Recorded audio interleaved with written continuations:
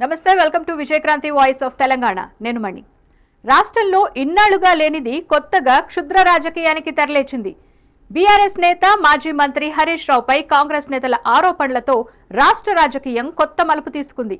ఇప్పటికే వాళ్లకు హరీష్ రావు లీగల్ నోటీసులు పంపినా మళ్లీ పీసీసీ చీఫ్ అదే ధోరణిలో వ్యాఖ్యలు చేశారు.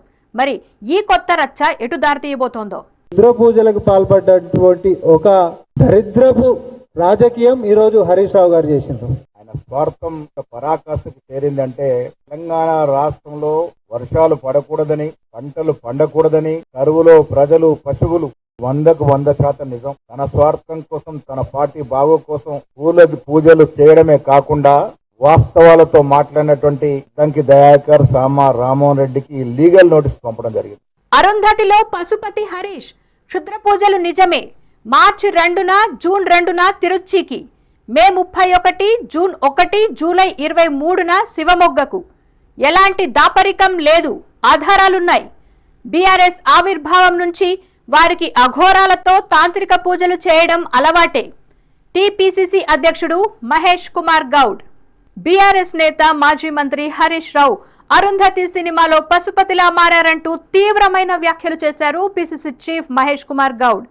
తెలంగాణలో వర్షాలు కురవొద్దని, పంటలు పండొద్దని క్షుద్ర పూజలు చేస్తున్నారని ఆరోపించారు. ఇప్పటికే క్షుద్ర పూజల ఆరోపణలు చేసిన అద్దంకి దయాకర్, సామా రామ్మోహన్ రెడ్డిలకు హరీష్ రావు లీగల్ నోటీసులు ఇవ్వడాన్ని కూడా ఆయన తప్పుబట్టారు. హరీష్ రావు క్షుద్ర పూజలు చేశాడని చెప్పడానికి తమ వద్ద ఆధారాలున్నాయని మహేష్ గౌడ్ ప్రెస్ మీట్ పెట్టి మరీ చెప్పుకొచ్చారు. సరే, ఒక్క నిమిషం, కాంగ్రెస్ పార్టీ నేతలు చేస్తున్న ఆరోపణలు నిజమే అని నమ్ముదాం. మరి వీళ్ల దగ్గర ఆధారాలుంటే బయటెందుకు పెట్టడం లేదు? నిజంగా ఎవిడెన్స్ ఉన్నట్టయితే హరీష్ రావు చేసిన ఆ క్షుద్ర పూజలేంటో ప్రజలకు అర్థమయ్యేటట్టు చూపించొచ్చు కదా.